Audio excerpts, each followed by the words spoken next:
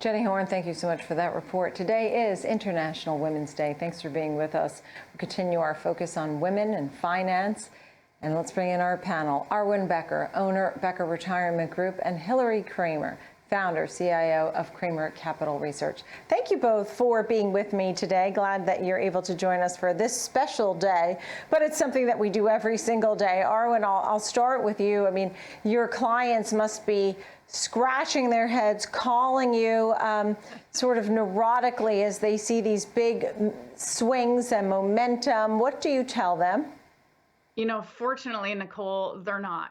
Because we always have long-term investing as the original hat that we put on as we're looking at retirement, as we're nearing retirement or already in it. So really, we're just reminding people of where we started. We're reminding them that markets fluctuate, that we plan for the unknown. We plan for these unexpected moments where things, or we just don't know when they're going to happen, but that's just part of good long-term planning. So it really is about a lot of communication. It's about diversifying, and it's about always keeping that long-term perspective, because markets do gyrate, but markets always recover. We've seen that. So it really matters to where you start, and that's the first conversation that we have before we even take on a client.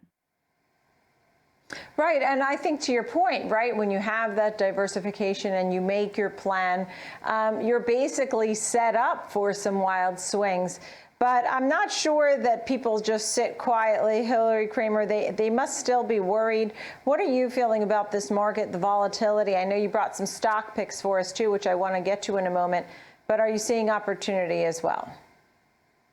There is opportunity in this market. Of course, the problem is that individual investors, as well as institutional investors, are selling in droves. They're being overtaken by fear, investing originally with greed. And this is the time not to be selling. This is the time to be buying or sitting tight. Or if you're really nervous and you're up 500% on some of your positions, I can understand you're selling. What do I see in this market, Nicole? There's going to be volatility that will continue. All we have to look at is the geopolitical situation right now, and we can see why. Ukraine, Russia, and look at the gyrations. It's really important to point out what happened today. There was a rumor that Zelensky said, the president of Ukraine, I do not need to join NATO. And the market took off and went total reverse. Everything was great. Volatility calmed down. So everyone has to be really careful because you can get whipsawed. I understand.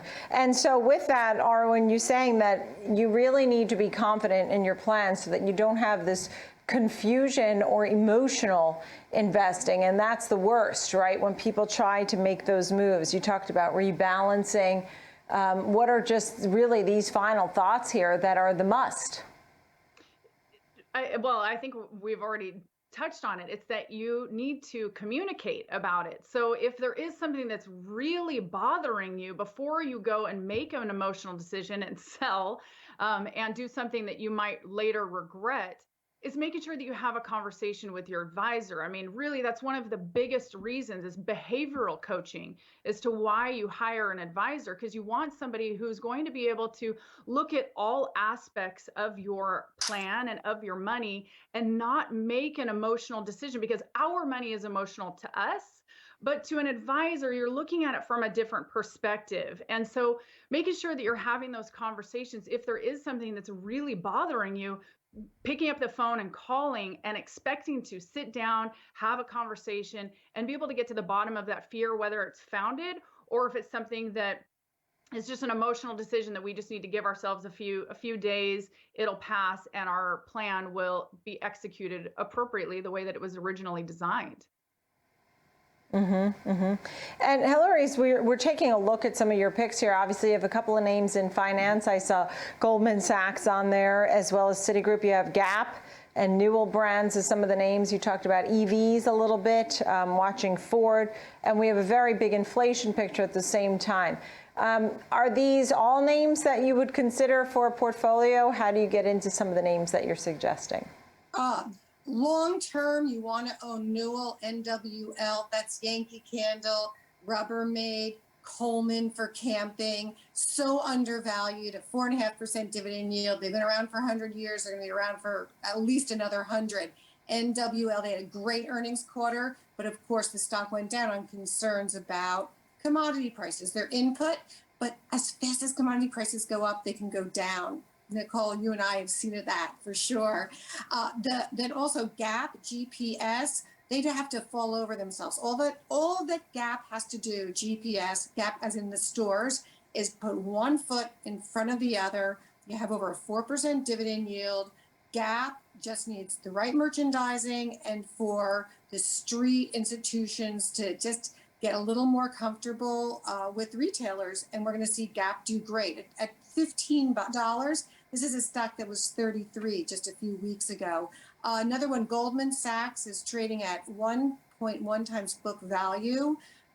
Goldman Sachs should be trading at 2 times book value. It's down $100 in just a few months.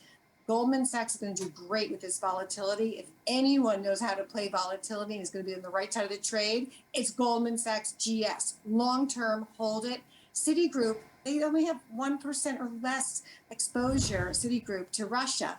Buy Citigroup, get that dividend yield. Don't worry, they have great risk management. The consumer is still going to be able to pay their bills, and those that can't don't have credit cards at Citigroup anymore. Yeah, and Hillary, a few seconds on International Women's Day. Any thoughts or advice for women quickly, Hillary?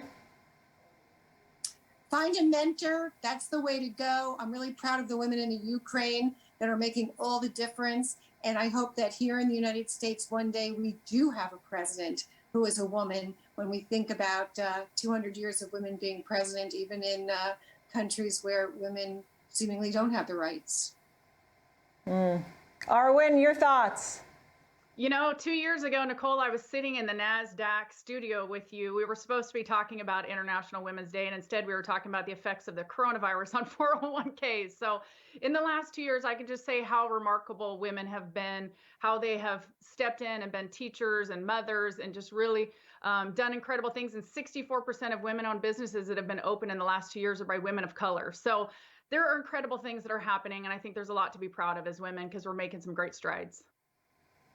Yeah, without a doubt. Arwen Becker and Hillary Kramer, thank you both very, very much. I always enjoy our conversations. Thank you.